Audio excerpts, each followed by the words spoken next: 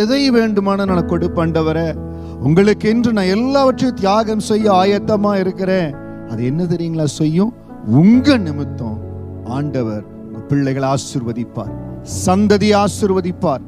சந்ததியின் ஆசீர்வாதம் எப்பொழுதுமே ஒரு தேவ பிள்ளை ரொம்ப முக்கியமா தெரிஞ்சுக்கணும். என்னை ஆசீர்வதிக்கிற ஆண்டவர் என் சந்ததி ஆசீர்வதிக்கணும். இன்றைக்கு அந்த சந்ததியின் ஆசீர்வாதம், ஆண்டவர் கொடுக்கிற அந்த பெருக்கத்தின் ஆசீர்வாதம் உங்கள் மேல கடந்து வரும். ஆதியாகமம் 26-24 வசனத்தின்படி கர்த்தருடைய ஆவியானவர் உங்களை சந்திப்பார். அந்த தொடுதல் உங்கள் மேல கடந்து வரும். எந்தெந்த காரியத்துல பல நாள் தடையா இருந்ததோ இயேசுவின் நாமத்தினால் அந்த தடைகள் மாறப்போகுது.